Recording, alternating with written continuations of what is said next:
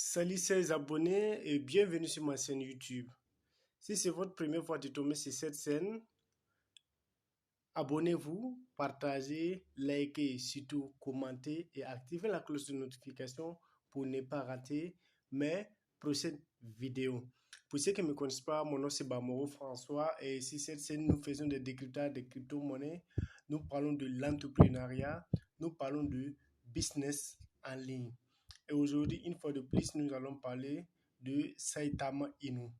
À tous les détenteurs de Saitama, suivez la vidéo jusqu'à la fin parce qu'il y a une grande information pour vous. Voilà, c'est pour vous mettre à jour par rapport à une annonce qu'ils ont fait sur leur page Twitter.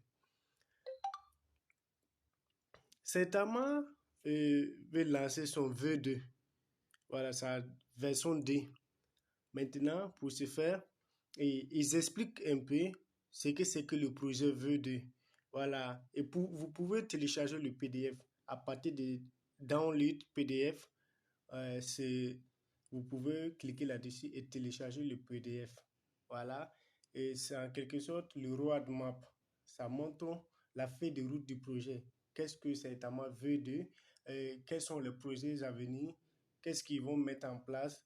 En tout cas, si vous cliquez au niveau, si vous téléchargez le PDF, vous allez comprendre un peu mieux la version D. Voilà. Je vais vous montrer quelques images ici. Voilà, c'est là, ça montre, excusez, ça montre le projet V2, tout ça. Mais ce qui nous intéresse, c'est la tokenomie. Voilà, ils ont mis une nouvelle tokenomie. On va lire un peu rapidement, vous allez voir. Ils disent, ils vont prélever 5% pour les taxes.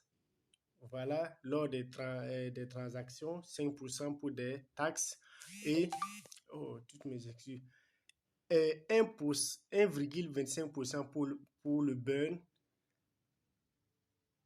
1,75% pour le projet. Pour mener à bien le projet V2, voilà, ils vont prélever 1,75%.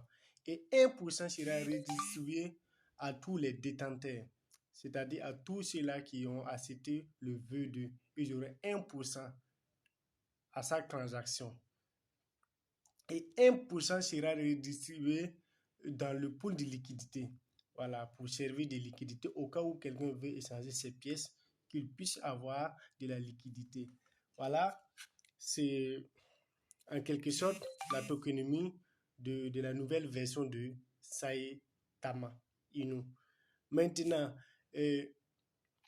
tout ça, ça va contribuer à réduire l'offre en circulation. Vous savez que la crypto-monnaie Saitama a connu des secousses, a connu des mois sombres et pour élever la pièce et espérer que la pièce puisse atteindre $1 un jour, il fallait passer par ces moyens-là, c'est-à-dire faire la migration. Voilà.